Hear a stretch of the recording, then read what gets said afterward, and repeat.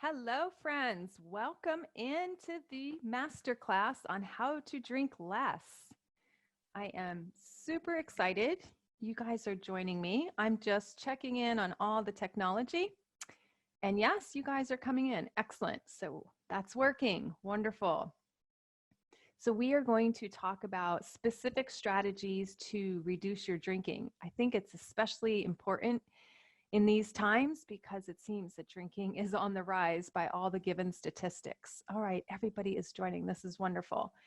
All right, so I think we're ready to get started. All right, so I'm going to share my screen. And while I'm doing that, I just want you to know this is the first time you've seen my presentation. Welcome. If this is the second or the third, welcome. I'm glad you're here. And we are going to be using the Q&A box, and you will find that at the bottom of your screen. So locate that now. As I go through this presentation, I will be asking you some questions. And then also at the end, I will be taking your questions. So that would be where you would put them. It's on the bottom of your screen. It just says Q&A box. You just open that up and you can pop in anything right there. All right, with that said, let's pull up my slides for today and get us started. Excellent. Excellent, excellent.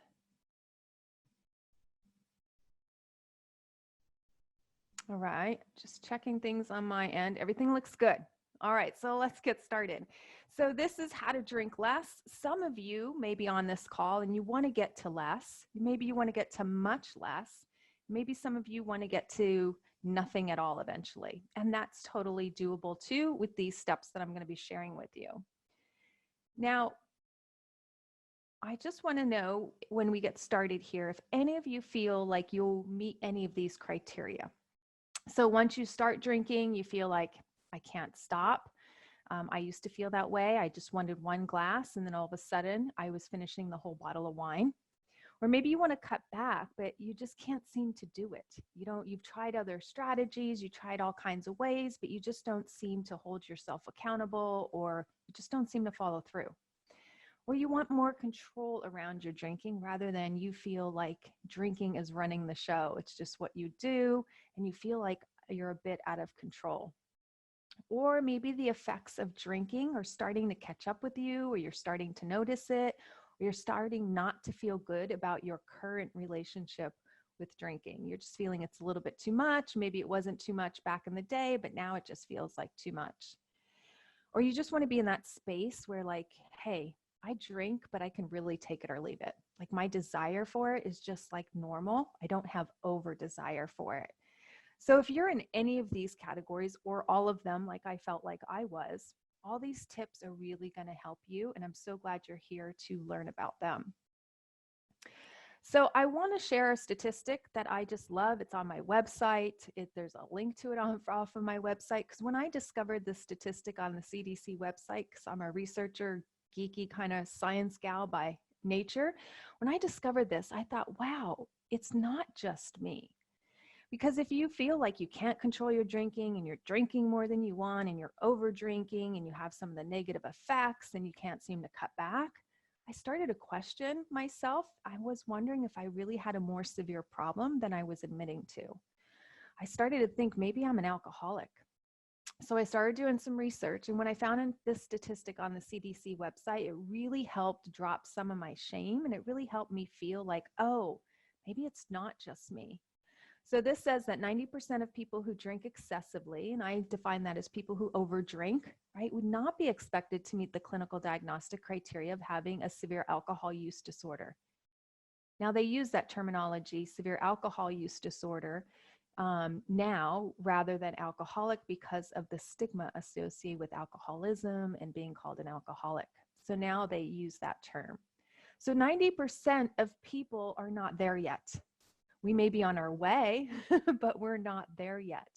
So there's this area that's where you're not quite in control of your drinking, but you're not quite so out of control that you would consider to be a severe alcohol use disorder. So 90% of us are living in this gray area where It's like, can you cut back? Do you have to go just cold turkey? Is that the only way? Right? And studies are starting to show we can cut back, right? It doesn't have to be cold turkey. We can have a different relationship with alcohol. So I like to ask you, and I love to ask this of all the clients that I work with too, is we have belief systems about why we drink, right? Why we like it, why we want it. So I want to know from you who are joining today, why do you drink? What are some of the reasons you want to drink or that you do drink? So drop those in the Q&A box, and I'd love to see your responses. So I'll give you a minute to do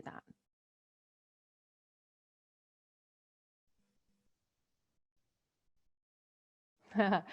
Somebody just wrote in boredom with explanation point. Yes, I get that on all of my trainings. I get that a lot from my clients. That was a part for me too. I drank as a form of entertainment, right? I'm bored. What else is there to do? I can snack, I can watch TV, or I can drink, or I could do all three, right?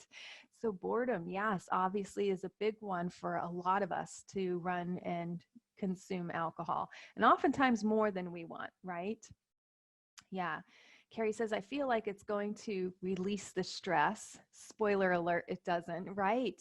Like initially, it feels like it's going to release the stress. I totally get it. And I want to say, I think for me, the first few sips feel like a bit of stress release. It could be the pharmacological effects that I'm feeling from the alcohol. It could be, at first you feel a little bit of pleasure with those first few sips, but after that, no way, right? And as you said, right, in the next day or whenever the effects of the alcohol wear off, boom, the stress is right back. So it just kind of fools us to thinking that it reduces the stress, but it really doesn't. Yeah.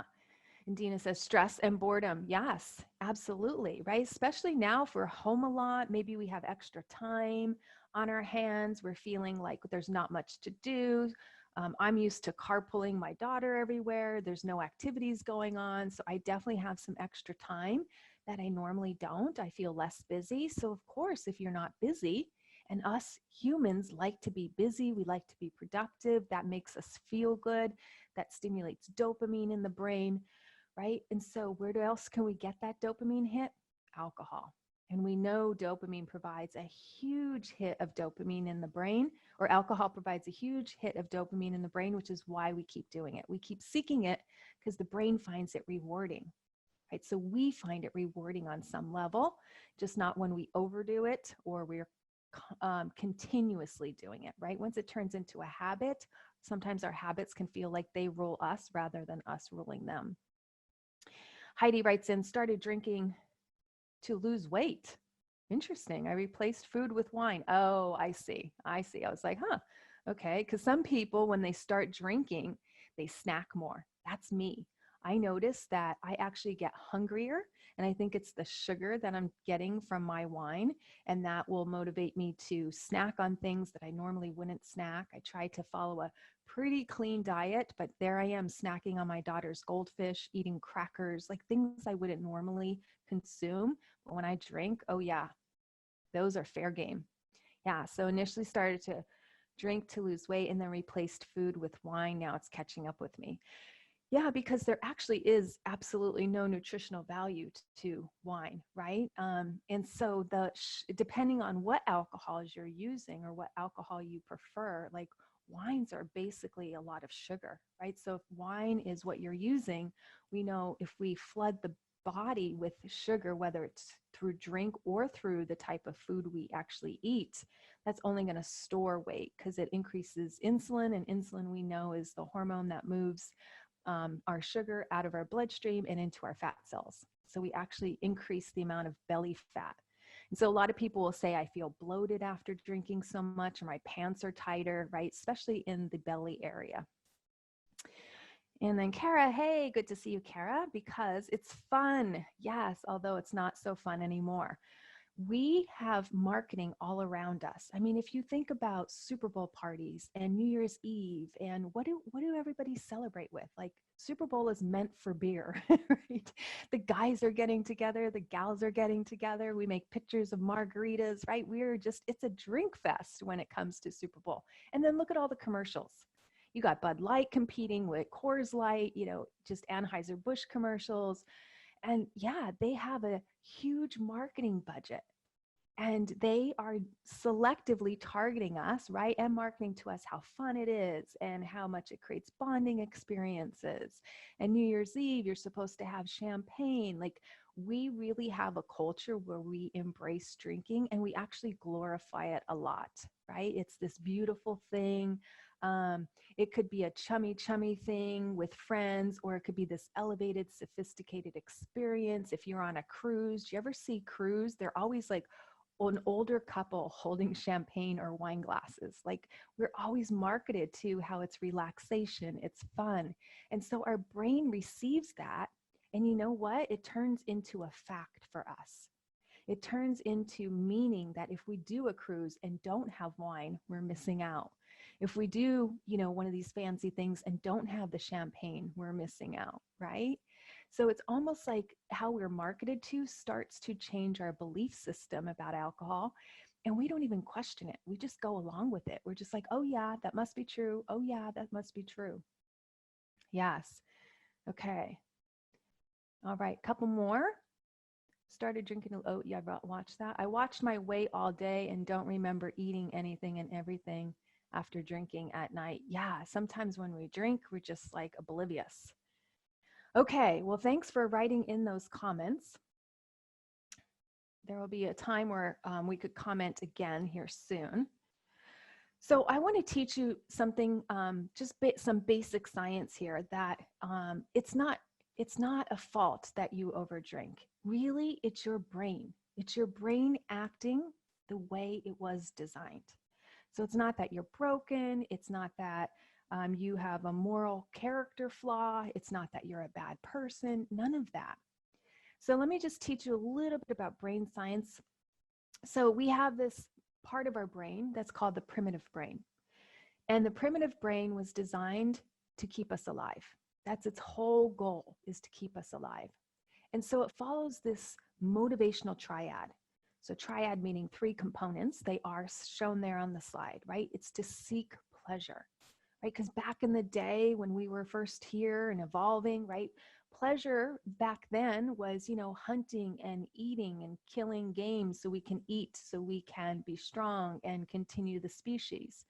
It meant finding water sources so we can quench our thirst and stay alive, right? Seeking pleasure meant having sex so we can procreate the earth, right? So these seeking pleasure led to us staying alive. Another component of the motivational triad is avoiding pain. This is running from the tigers and the bears and anything that would hunt us, right? So this is all about avoiding pain. Maybe another tribe was, coming to attack our tribe. And again, the primitive brain has that flight or fight response, or flee, right? Where we get up and we start running and start fighting. So that's the primitive brain. We got to avoid pain. We got to keep ourselves alive. And then the last component of the motivational triad is the brain is meant to conserve energy. Why? Because it wants to save energy for really important decisions. It wants to save energy when something important happens and we need to act quickly. Like all of a sudden a bear shows up. It's not like, oh, I'm too tired to think about how to fight the bear. Right? No, the primitive brain is like, boom, let's go. Your adrenaline gets released, your cortisol gets released. And it's like, wow, we've saved this energy reserve for times like this to keep us alive.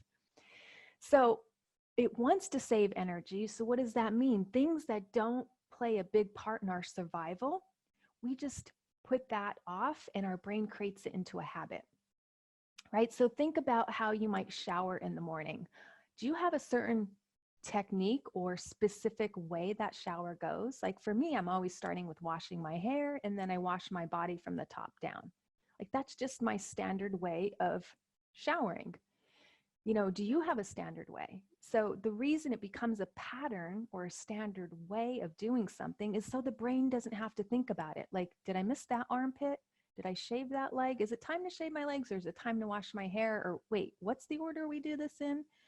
So we're always following habits and patterns in our life when, the brain wants to conserve energy, especially if it's something we do all the time. If you used to, now we don't, but if you used to drive to work, do you ever notice some days you get to work and you don't remember how you got there?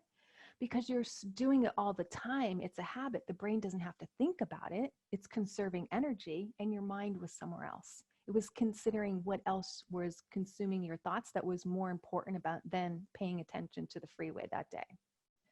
Yeah, so this is normally how the process works in the primitive brain. Now, this is also considered where your habits are, right? So when drinking becomes a habit, do you notice that alcohol matches and fits all three of those criteria? So when you drink, there is pleasure to it. Otherwise, you wouldn't be doing it so much, right? If it was painful in the moment, you wouldn't be doing it so much, right? But there is pleasure when we drink.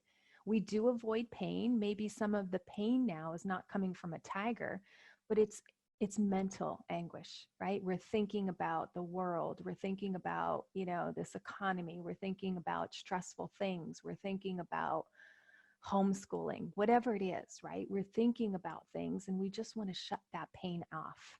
We want to turn it down. Some of my clients will say, I just drink to turn my mind off. I just don't want to keep thinking all the time because the thoughts are painful or they feel stressful. So of course, alcohol meets that criteria.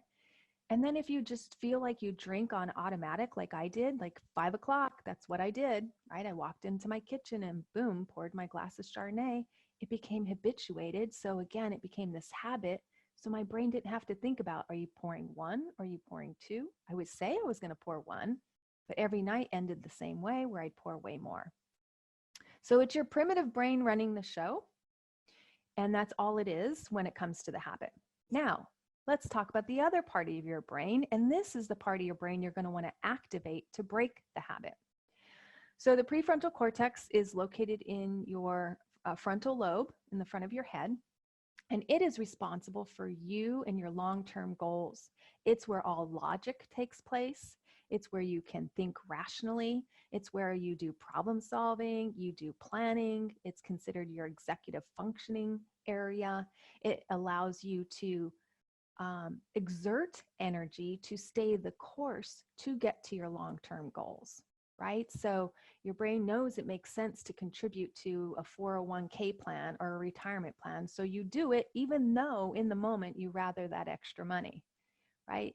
Maybe back in the day, or if you've ever trained for some kind of race, right? You get up, you go running or walking to train, and you keep doing it because you want to reach that long-term goal of finishing a 5K, a 10K, a half marathon, whatever it is. So your brain, your prefrontal cortex is like, yeah, we have to go through this pain because it's going to help us get our long-term reward.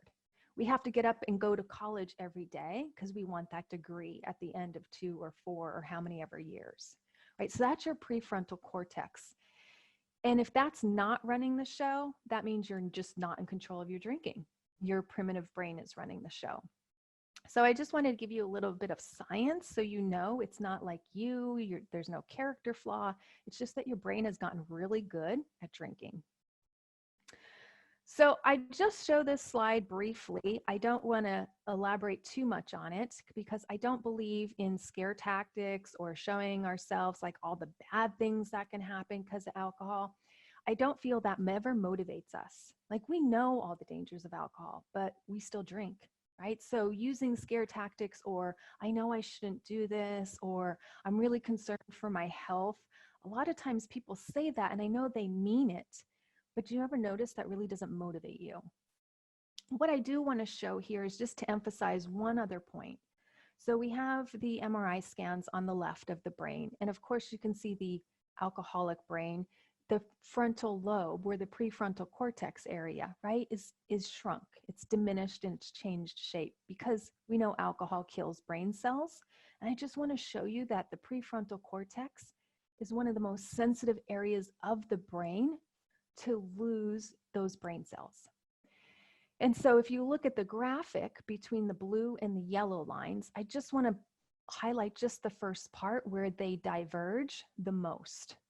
So the blue would be your younger alcoholics. So they're still drinking, but they don't have cumulative years of drinking. So their brain damage is going to be much less severe than somebody who's older and has been drinking a lot longer, right? So it's not just the quantity of alcohol that, harms the body and the brain. It's also the cumulative years that we total.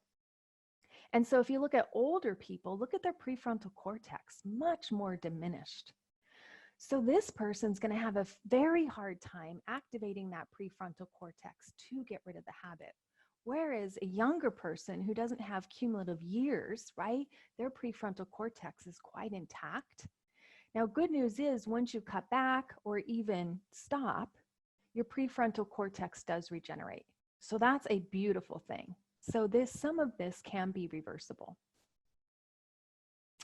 So just as if you are new to me or haven't been following my work for very long, my name is Sherry Price. I'm trained as a doctor in pharmacy, practiced as a pharmacist for over 2 decades, love pharmacy. I love drugs. I know that sounds so weird to say. When I say it in public, people turn a strange eye to me, but I really love pharmacology. I really love how drugs affect every system in the body. I study it for fun.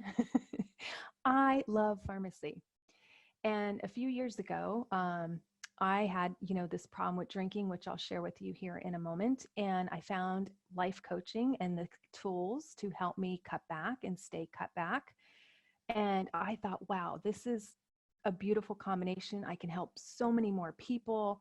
I just got super excited. And so now I practice as a life coach and it just lights me up. I just love what I do.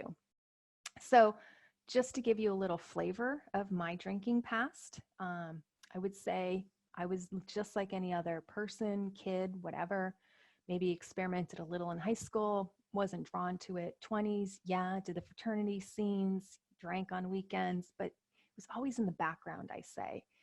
It was never that important to me. Oh, we go to a party and it's not there? Fine. We go to a party and it is there? Great. That means it's a more fun party, right? Because I was programmed to think alcohol is fun, just like it's sold to us and marketed to us. And I bought into all of that, right?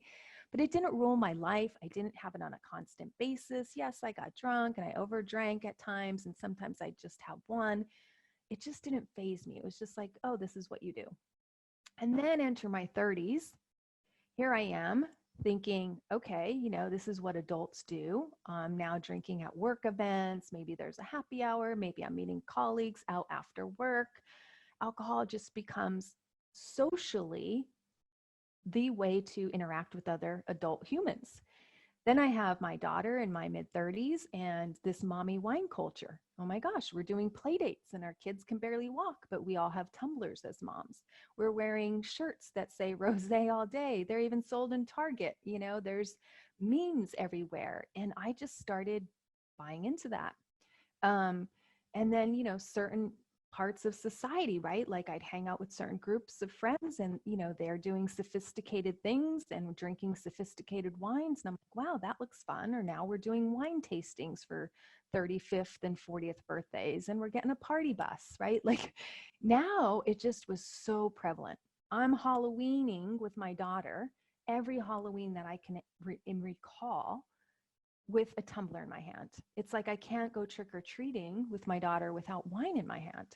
Same thing looking at Christmas card or Christmas lights, right? It's always like, hey, yeah, and what are you bringing? And let's put some peppermint schnapps in our hot cocoa and I'll bring a flask, right? So it just seemed to be everywhere.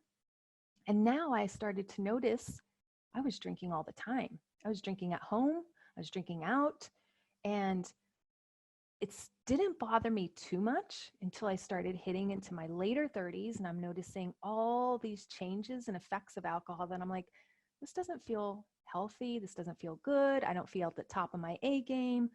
I just want to start cutting back. And so I tried and I tried so many different modalities, which I'll share with you here soon, and nothing seemed to be working. Then I started to get a little scared. I'm like, what's going to go on? I don't want a life where I have to be completely sober. That sounds crappy. I'd rather be a drunk, right? But hey, I was like, what am I going to do?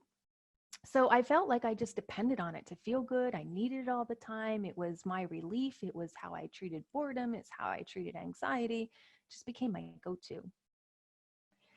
And so these are what I feel started to wake me up to, it's time to cut back, Sherry. So it's not like I have this dramatic story. I didn't get a DUI. I didn't hit bottom. My marriage was still blissful, still intact. Don't have any like one-time, two-time events that really rocked my world. I mean, I have lots of stories of things that are embarrassing, tons, but those never really felt like that was my bottom. I just all of a sudden just felt like I can't do this anymore. Like, I don't want to feel cranky and snippy and out of control and have groggy mornings, and my sleep. Yes, I'd pass out at night, but I just want to get good quality sleep. We know it interferes with melatonin. We know it raises estrogen, which would happen to me because my told my doctor about it. She goes, "You're not premenopausal. We checked your labs." She's like, "Are you drinking? Because that increases estrogen, and that's why you have night sweats." I'm like, "Oh, that makes a lot of sense." And what did I tell her? "Oh, I only drink on occasion." Right? I couldn't even admit it to another healthcare practitioner because I had so much shame. I was afraid I was going to hear, "You have to give it up completely." And I didn't want to hear that from anybody.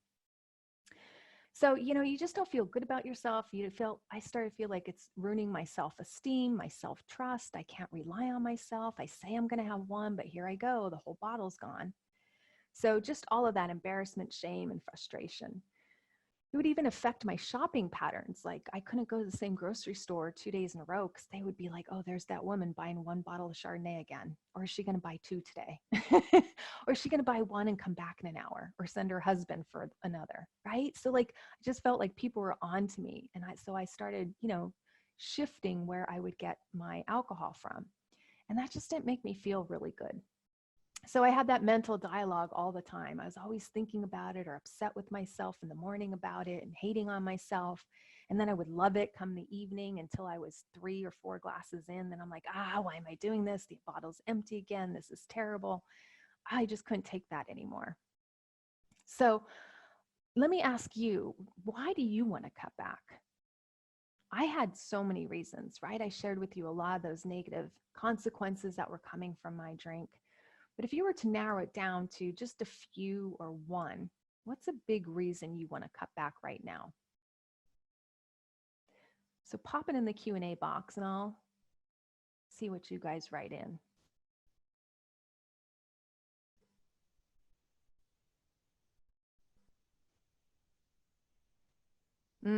Yeah, I'm miserable. Yeah.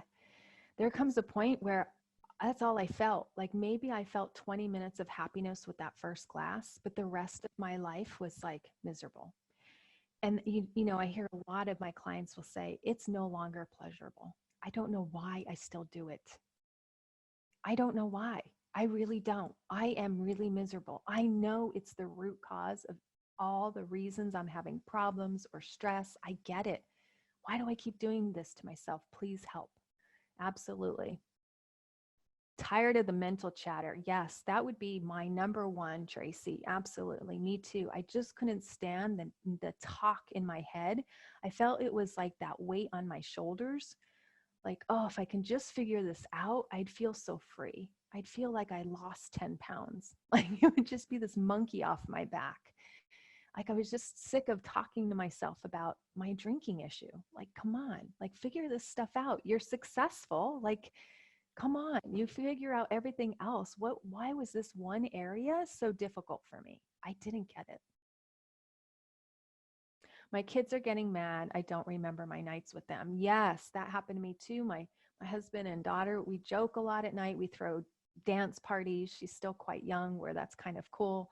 And my husband and I love to dance. We get our, disco dancing on. It's fun. I know we don't look cool, but it doesn't matter. It's still a great time. And apparently I'd say things and I'd promise things like, "We're going to do this come Saturday." And I had no idea. My daughter would be like, "Hey, mommy, you promised la la la." And I'm like, "I did." And I look at my husband. He's like, "You did." Oh, what else did I promise? That's a tough pill to swallow. It's like, geez, I didn't realize I promised. I don't even remember that conversation. And that really starts to diminish the relationship, right? And then my husband's confused because he thought I was super present and he didn't see that I was like not with it. So it definitely could cause issues. tired all the time, not as focused, and want to lose weight. Yeah, it's a sedative, right? We get tired when we drink. And how are we feeling these days? We're feeling depressed because of the pandemic, which makes us want to escape to the bottle. But the bottle is depressing and it makes us sleepy and tired.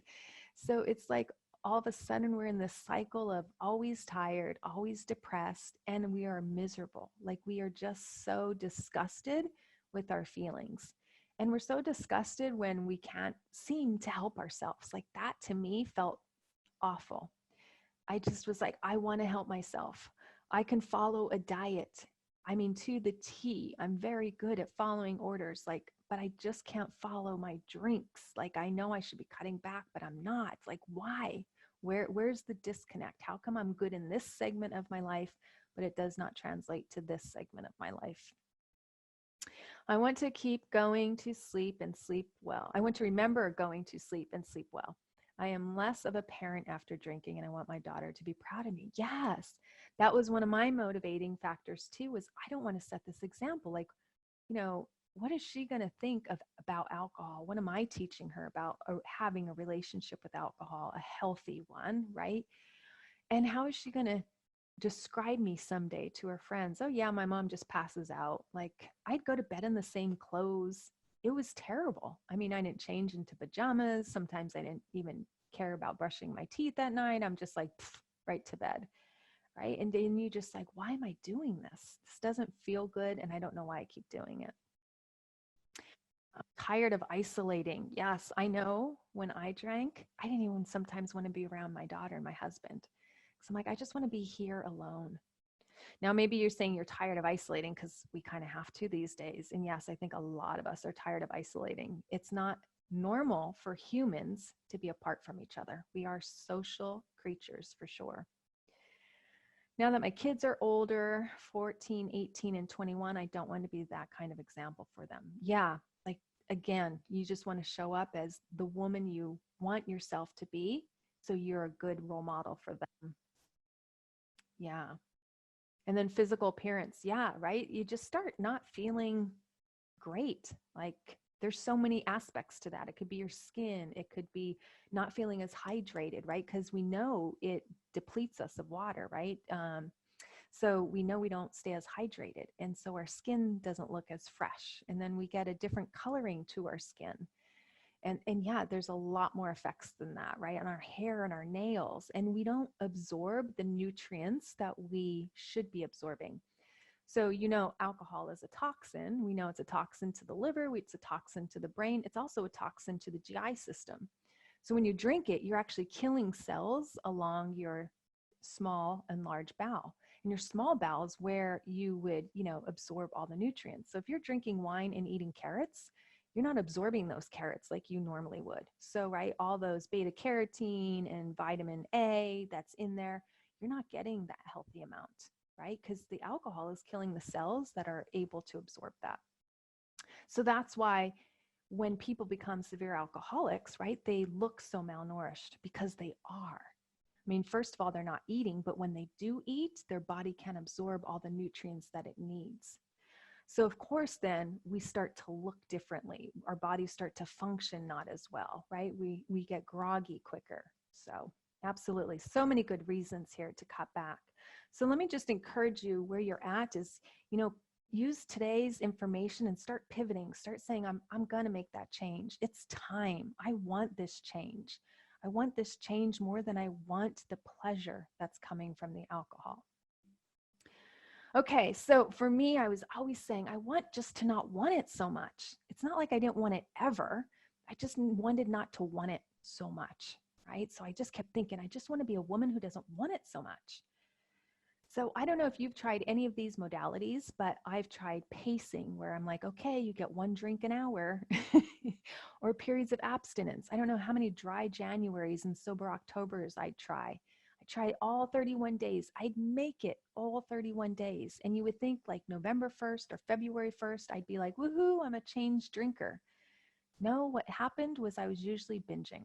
I was usually guzzling. I was usually so excited to have my alcohol back in my life. It never changed my relationship with alcohol.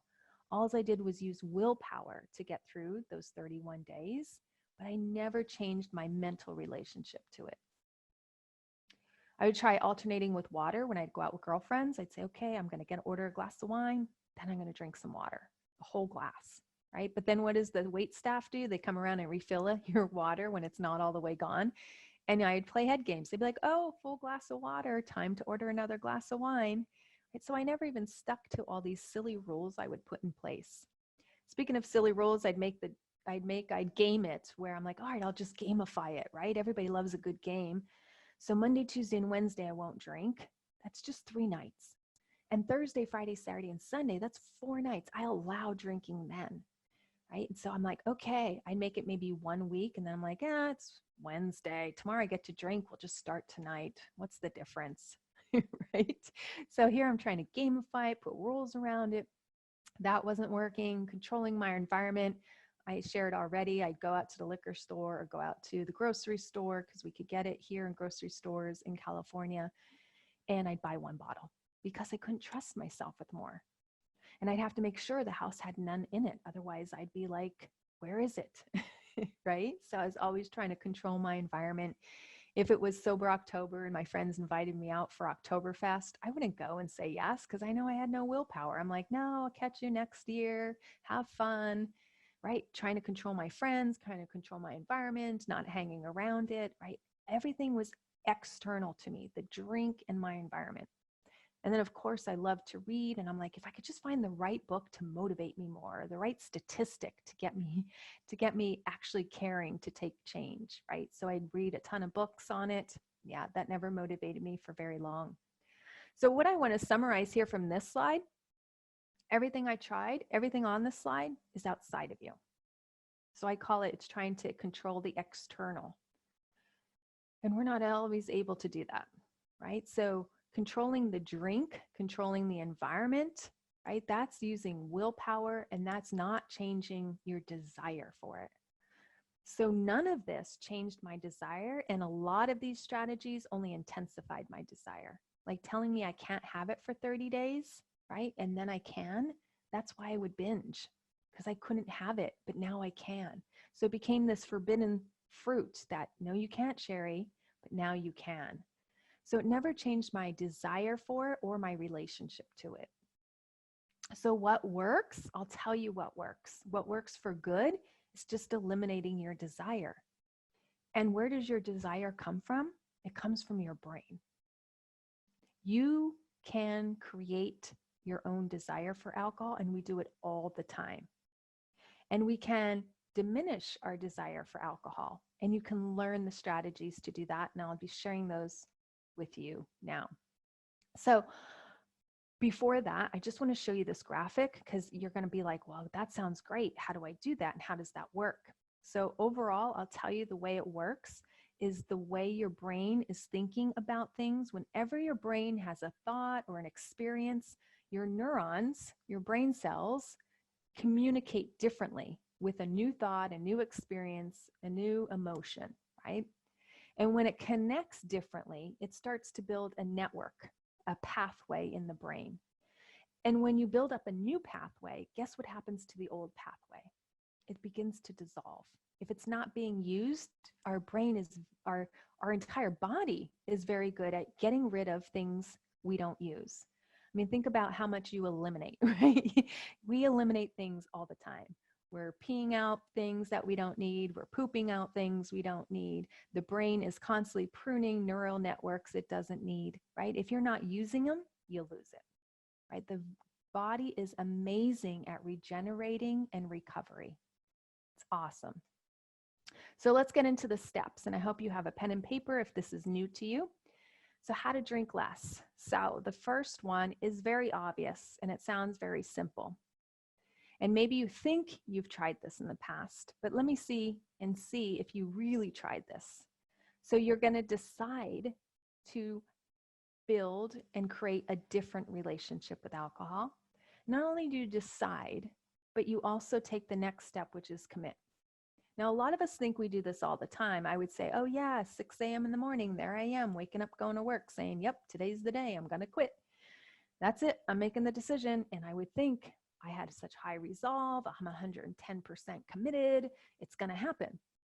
But that's all I would do is I'd decide and I'd say I was committed, but I did nothing else. It was just like a thought in my head, and I just went about my day normally. So I'll tell you with ways that when you decide and commit, it actually sticks. It makes it more sticky. It makes it more likely you're going to follow through on things. So one big area that's highly supported by research, and a ton of research, matter of fact, is that when you commit, you don't just keep it to yourself as a thought in your head. You actually start to share it. So you can do this by telling others if you want, if you feel that they will support you, if you feel that they are safe. Now, I know some of my clients will say, yeah, if I tell my significant other, they're just going to laugh because they're going to be like, yeah, you tried that before and see how that works. And it turns into this shaming game, right? Well, then don't tell those people. Maybe your spouse doesn't need to know quite yet, right? Maybe he'll know or she'll know later on in the ball game. But maybe you have a friend or a mom or somebody that will support you no matter what.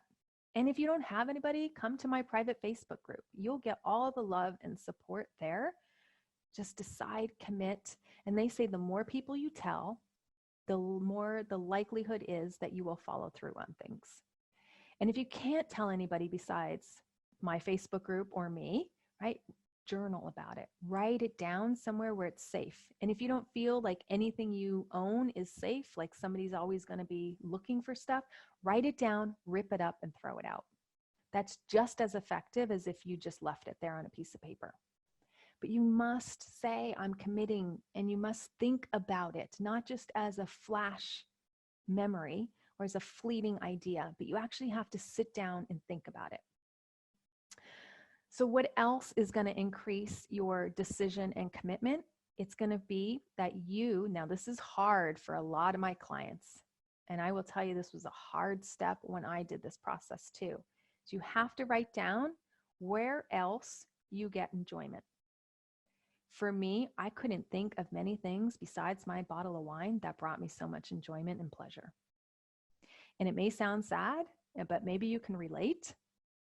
But you really have to start thinking, where else can I get some enjoyment and some pleasure?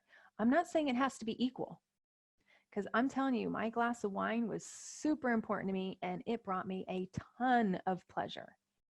If you were to say spending time with your daughter, I wouldn't even rank it as high as my glass of wine, truthfully. And I know people would be like, right? I'm just telling you how I experienced life, my friends, right? So yes, spending time with her was enjoyable, but not as enjoyable as that wine was. So I put her on the list, right? She is a source of pleasure, right? Spending time with family, right? Maybe it's not as high as an enjoyment, but you really need your brain to look at what areas of life bring you joy. And you need to begin to connect with them, even if it's not physically, at least start to think about them mentally in a positive light. Because when you start that process, what are you doing? You're building those brain connections. And they start off very weak at first. It's like the first time you go to the gym. It's like, oh, that hurts so much, right? And you don't see much progress. But you keep doing the same exercise for weeks on end. You're like, that was easy. And that's exactly the process you're doing inside the brain. So focus on other areas of enjoyment besides the alcohol. You can still have the alcohol. This is not like we're cutting out alcohol completely. We don't need to go cold turkey at first, but you need to start prepping your mind that we are cutting back. So enjoyment is big.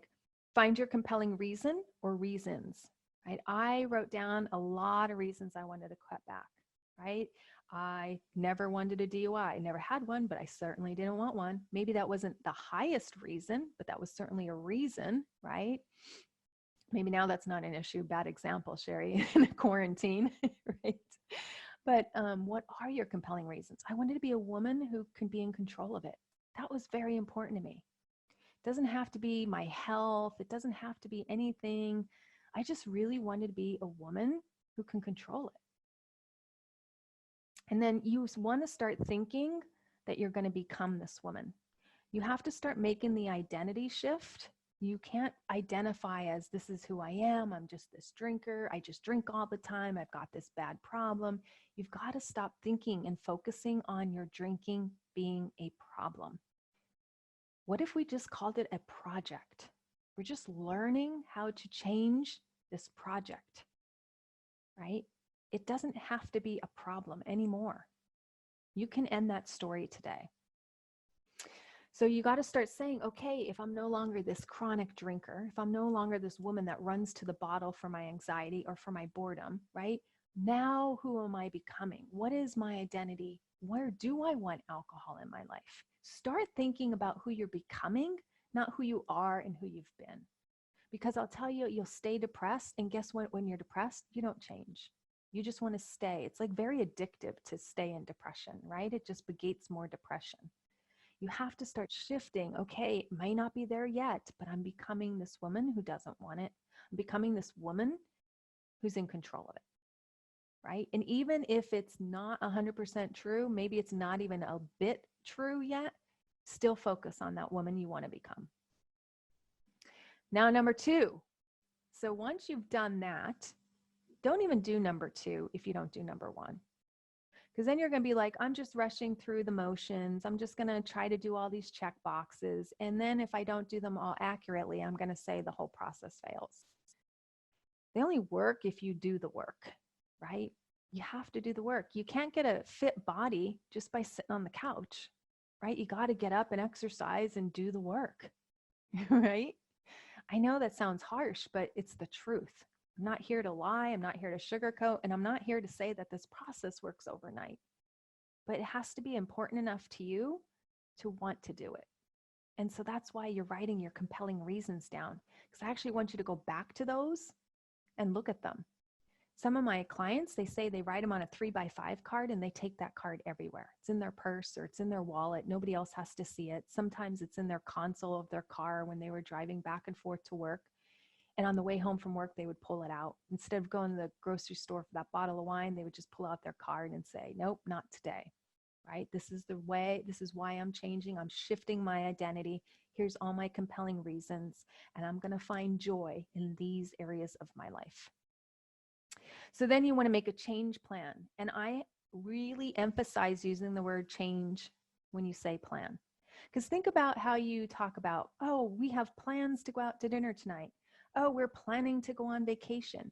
When your brain hears plan, guess what it thinks? Oh, that sounds fun. Oh, let's do that. Yay. But now when you say, I have a change plan, how does that feel to your brain? Not so fun, Sherry. Thanks. Yeah, change, that sounds a little difficult. Yes, it does. Because you know what? That's going to be the honest truth. So you don't want to lie to your brain and your brain to think, oh, that sounds difficult. I'm not in. No, it's like, brain, it's a change plan. We're doing this. And when you talk about how you're going to do this, how you are in control, then do you see how it's not, you're not giving power to the bottle. You're not giving power to the drink. You're not giving power to the alcohol. You're changing your locus of control.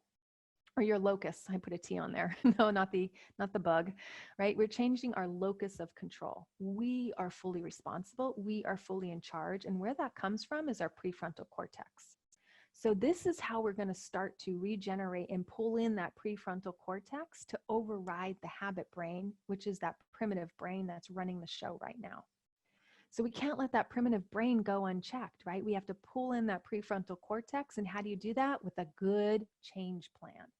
Oh my gosh, does that prefrontal cortex light up when you have a change plan, right? So the more specific, the more concrete you can make that plan, your part of that brain is going to start to grow and start to want to take charge. When you don't write anything down, guess what? Everything just sounds, yeah, okay, I'll get to it one day. And you don't change because the primitive brain is like, haha, I got you. We're just going to keep it easy. Okay, so neuroplasticity is why we're doing this. We're building new brain connections.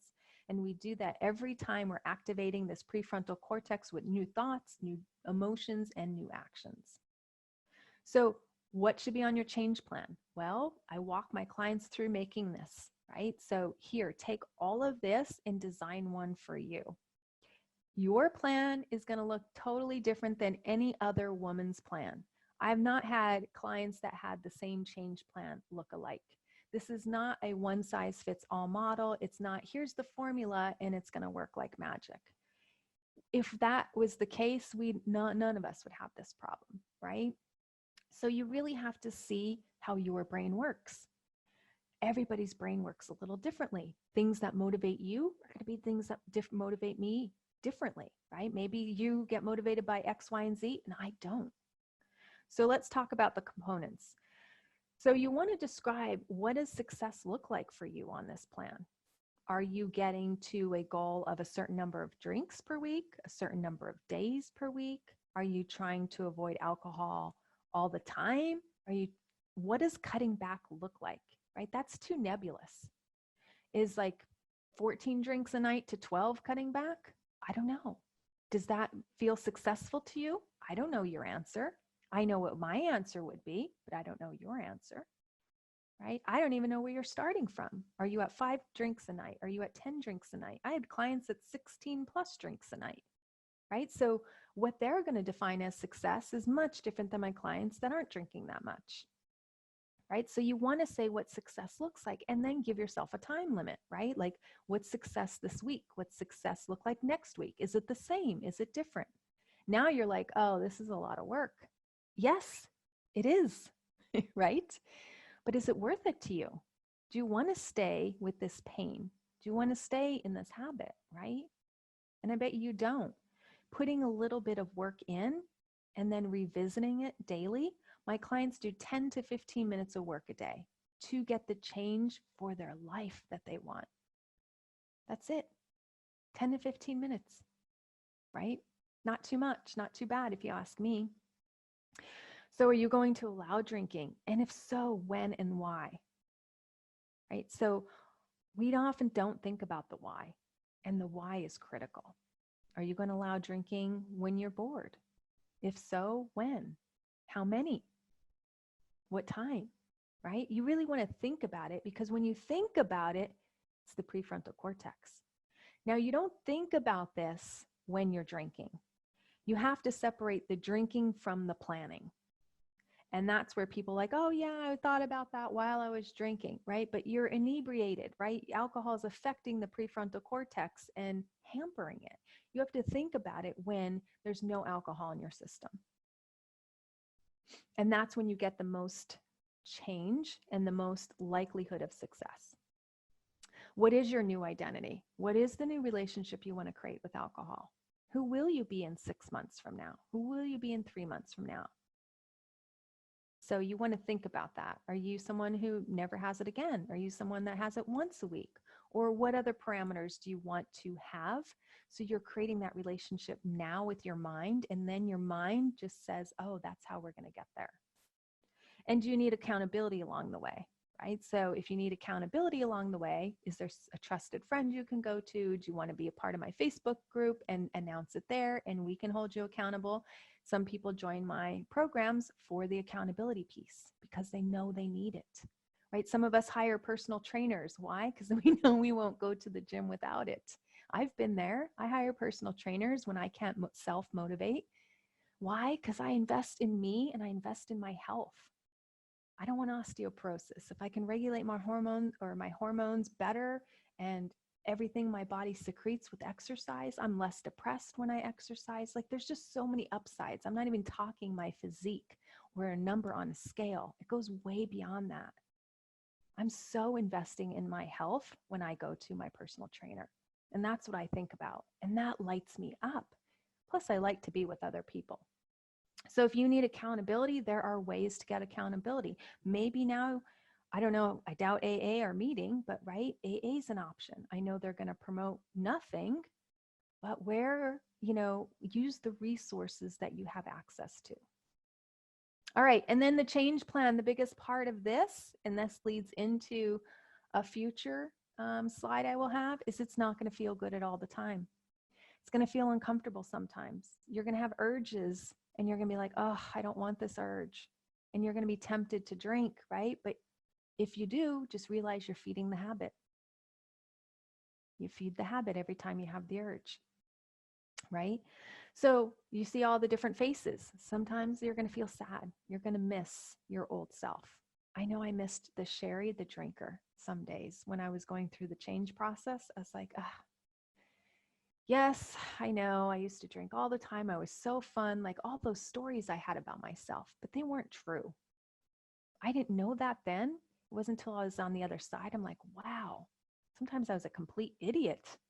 Glad I'm not doing that anymore. Some days you're going to feel meh.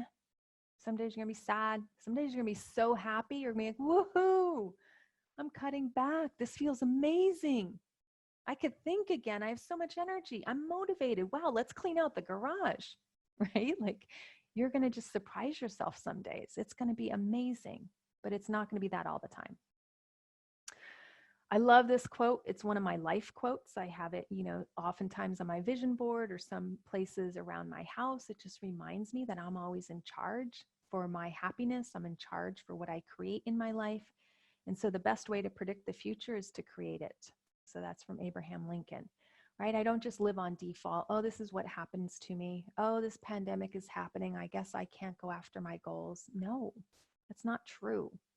Maybe my goals have to change or my timelines have to change, but I still want to be and create this in my life. I still want to go after my health, even though I can't go to my health club. I'm still going to pursue my health or my exercise or whatever is important to me. I'm very in touch with my values and I stay committed to them. So step 3 goes along with the change plan. The uncomfortable feelings are going to come. Yes, and that's great because that means change is happening. Do you know when we feel uncomfortable, we think something's gone wrong. I need to go back to the old ways. It felt so much better there. It felt safe. No, when you change, it's supposed to feel uncomfortable. How many kids go off to college and get like fear and nervous and like score bad on a test or two as they're acclimating? How about kids going from middle school to high school, right? There's fear. It's uncomfortable. It's a big change. Like just think of all the changes you've gone into your life. How about if you're a mom and they stick that baby in your hand the first time? You're like, this is great. Oh my God, I'm scared crapless. Now what, right? Like everything that we have to morph and become a new version of ourselves has to feel uncomfortable. But there are glorious parts to that process too, right? And every time you look back, you're like, oh, that wasn't so hard. My clients, when they get done with my program, they're like, oh my gosh, that wasn't so hard. Why didn't I start this years ago? Why have I been so afraid? I don't know why. It wasn't as bad as I thought it would be, right? But that's what we think. We think it's going to be so bad. We think it's going to go on forever, right? It's just the fear brain talking. That's all. So allowing the feelings, there is a whole module, and I go on about this. If you think I go on here, just wait. I go on because allowing, most people don't know how to do. We think if we use willpower, that's allowing. No, that's resisting. Anytime you resist an urge, anytime you resist anything in your life, do you know what you're doing? You're intensifying the feeling. If you say, I shouldn't feel depressed right now, I have to hold it together for my family, you're resisting the emotional experience of what now is, and now is not all joyful. And anytime you resist the sadness or resist the depression or resist the urge, guess what? It grows, gets stronger. That's what I was doing with my 30-day spells, right? I can't have it. I can't have it. I can't have it. I was intensifying the urge. So come the day I could have it, I'm chugging the bottle. Distracting. We think, oh, I'll just watch Netflix, or instead of eating, I will drink, or instead of drinking, I will eat. We're just distracting using something else. So that something else now becomes our addiction or our obsession or what we need to be doing. Some of my clients like, oh, I can get over this alcohol thing on my own. I'm just going to put in like a yoga video and I'm just going to go to the gym at the same time. And I'm like, that's distraction. That will backfire on you. It may work on the days you feel like doing those, but that's distraction. And I guarantee it'll backfire. And sure enough, they report back, yes, that backfired. That didn't work very long, right? So you want to do tactics that are going to work, strategies that are going to work forever, not just once in a blue moon or not just once when you have the motivation. Maybe you ignore the urge. If I don't just focus on the urge and I just, again, distract, or I just ignore the urge, it'll just go away. Just grows. And then if you feed the urge with alcohol, you're just feeding the beast, right? Because the urge will come right back. You'll get the urge for the next sip and an urge for another glass and another glass. That's just the way it works. It's the habit. It doesn't mean something's wrong with you. It doesn't mean you're an addict. It doesn't mean you have a problem. It just means that you have a habit, and it's your new project that you need to learn to overcome. So feel your feelings, right? There's a lot of books out there if you love to read. I'm an avid reader. So, they say emotional intelligence. I don't know if I love that term myself, but that just might be my brain not liking it. But I like to consider it's emotional regulation, it's emotional management, it's emotional agility. If you want a recommendation, if you like to read, I will tell you Susan David's book, Emotional Agility, came out last year. It's phenomenal. She's out of Harvard and she's a psychologist. And I thought that book was beautifully done. And she's going to tell you the same things that I said right here. Feel your emotions. Don't be afraid of them. Don't run from them. Don't try to distract from them. Don't try to do other things because of them. You have to feel them. And so she says the more you do feel them, guess what? You become more evolved and you grow as a person quicker. Because no longer are you afraid of boredom. You're like, oh, I'm bored. I get why I'm bored. It's okay to be bored. And then once you embrace it, you move on and you find some other things to do that are considered healthier rather than unhealthy activities, such as a lot of us online shop for a bit of dopamine hit. Some of us overeat for a dopamine hit. Some of us tend to go to sugar. Some of us tend to go to drinking, right? So when you learn to be with your emotions, do you know what happens? You get agency over them. So once I learned to be with all my emotions, guess what? I was able then to change them. That's what I mean, getting agency, that you are in control of them. And you're just not at the effect of them all the time. Like I don't just walk around saying I'm depressed all the time. I may feel depressed at times. And then I sit with it. And then guess what? It goes away and I'm able to generate a different emotion for myself. And so these are skills I teach more in depth because if you don't learn how to be with your emotions, the bottle's always going to look attractive. It will. So if I can't teach you these skills, I worry that you will go back one day, right? But if you have these skills, you just practice these skills, the bottle is so much less attractive. So I say this is considered emotional adulthood. Because you know why we go to alcohol? It's the adult pacifier. Think of kids, right? When they're born, babies, I should say. When they're born, they can't self-soothe. They need mommy's breast. They need the bottle. They need a pacifier. They're wet. They need a new diaper. They're crying and cranky all the time, right? They're always looking for something outside of them because they don't have the brain capacity at that age to self-soothe. But adults do. And a lot of us don't learn that skill. So we look to things outside of us. We look to compliments from our boss. We overwork. We overshop, right? We do all these things to get that feeling outside of us to change. But what if we can generate that self-soothing for ourselves? And you wouldn't need any of the approval. You wouldn't need the alcohol. You wouldn't need more lipsticks, shoes, tops, whatever you're shopping for, right? You would just learn to generate that for yourself. So awesome. Okay, I'm a huge component on emotional adulthood. And so again, there's just multiple modules in my program where I'm teaching on that. And please don't fall into the thought that we should be happy all the time. Absolutely not. Positive psychology, no way, right? We are human. We're going to be sad. And I bet you we want to be sad at times. I mean, if you lost a significant other or a child or your parent, do you want to be happy? I bet you're going to say no. You want to be sad. You missed that person. They meant a lot to you. You had great times with them. Maybe it was an untimely death. I would want to be sad. So by saying I don't want to be sad, I want to be happy all the time is actually a lie. But a lot of us think that maybe we should be happier than we are now, especially now. I don't think these are happy times. I don't think we should feel bad for feeling sad. I just don't think we should be acting on our sadness and treating it with things that harm us, things that worsen our health, things that don't serve us long term. And then the last step, and this is how to stay here. So this is the later phase of my programs that I teach, is being really in control of your thoughts. Because how you think is how you're going to feel, is how you're going to take action. And so we really want to be in control of the way you think about drinking. And if you don't stay in control and change those neural pathways, right? And you start thinking about alcohol as your old self, guess what? You're going to start building up those pathways again, right? We don't want them. We want those to dissolve and to be completely gone from your mind, right? And you hear people all the time that quit smoking or quit drinking or quit gambling or quit pornography. A lot of people say, I don't know, I don't think about it. I don't miss it. I don't think about it. I can't believe I can say that. Like they're shocked themselves. Like I'm shocked when I tell you I don't drink every night. This is crazy. For years, I drank every night. I'm not drinking tonight. It feels amazing. I'm back in control. And it's like, how did that happen? Right? It's totally possible.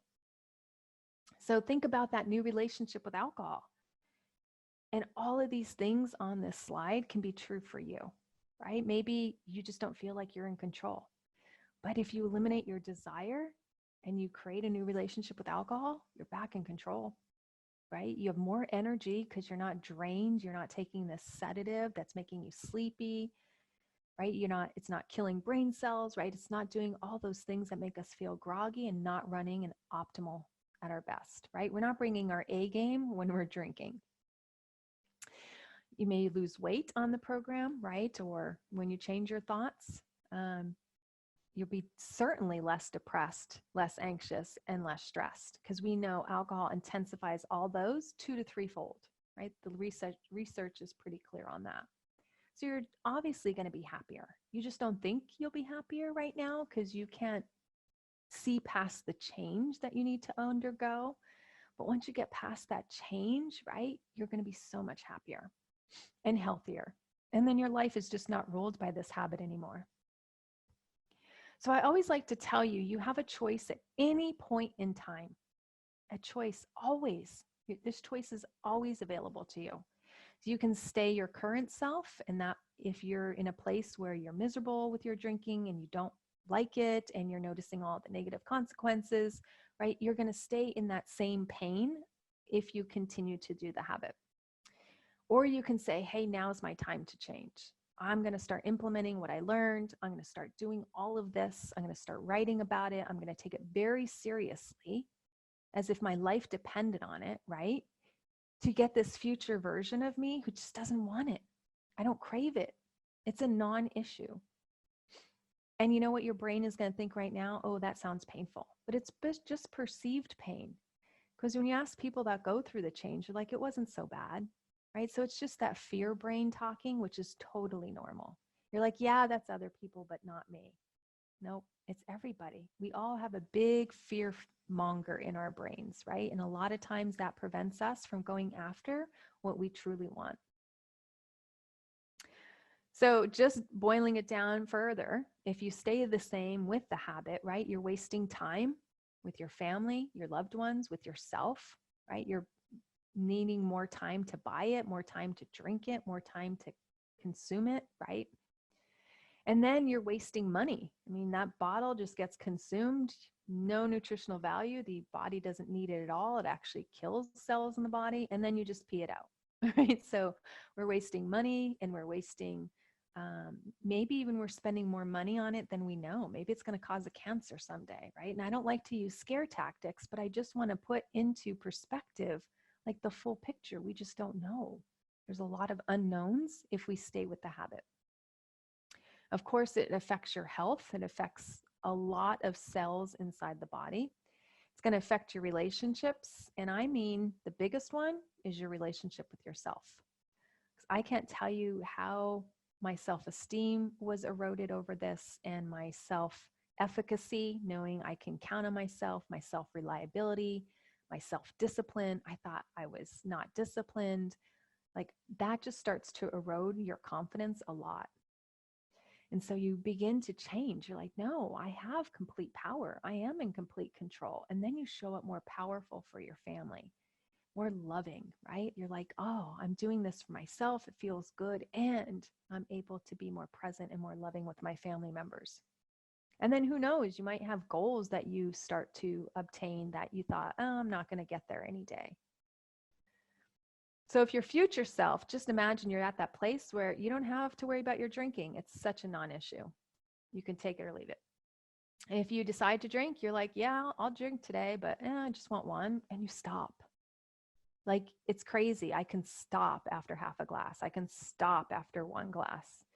I never had that ability for years. And I could stop. It's great. And when you decide not to drink, I don't have these thoughts in my head like, oh, I'm missing out, or this is so hard. Or if I'm out with the girlfriends, like, oh, I don't fit in. Oh, this is awkward. I don't have any of that. Just like, hey, ladies, how's it going? We're hanging out. We're having a good time. They're drinking. I'm not. It's all great. I remember more of the conversation. People look to me, hey, who said what? Because I forget, right? And they love me for it, and it's great. And then, of course, you just feel so much better. So as we're closing here, I just want to say a couple of final comments. Like, we are so good at consuming information. We are so good at taking in knowledge, but I will tell you that knowledge is useless unless you act on it. So I really encourage you to say, what actions are you going to start taking? Did you write down all 4 of those steps? Did you write down all those questions? Are you committing to this, right? Are you deciding and committing today? And if not today, why and when? So put it into action. Become that woman who doesn't crave alcohol. She could just take it or leave it. And if you want my help, I'd love to help you on this journey. I've helped hundreds of women break up with overdrinking, right? They just get to that place where they don't have desire and they can take it or leave it. So a program that I have is called Break the Overdrinking Habit. It's awesome. It's 12 weeks. It's totally online. So you do it in the comforts of your own home. The videos and all the worksheets and all the to-dos are emailed to you, and you can just log into the site if you want to watch it over again. But I tell you exactly what to do for 10 or 15 minutes each day, where you're creating a different and a new relationship with alcohol. Again, there's about 10 to 15 minutes of homework that you have to do each day because you're training your brain to not want it. It's a beautiful process. You get the most, the foundational courses are in the first 4 weeks. So I will say most of my clients are reporting out that I had so much change in those first 4 weeks, and that really fuels you going forward. And of course, the last couple of times we're talking about maintaining that for the future. So that is your new lifestyle, right? So again, it's an awesome program. You're creating a new relationship with alcohol. Everything can be done in the privacy of your own home. We have a private support group of a Facebook page where you can post any questions. You can always email me. There's a way to email me through the site too. You can email me at any time with anything you're struggling with. I'm there for you the whole step of the way so you get this change and you keep this change. So you can sign up on my website. My website is sherryprice.com, and you go to the Work With Me page. And it's one of the programs I offer there. It's the most cost-effective program that I offer there. It's $297 for the 3 months.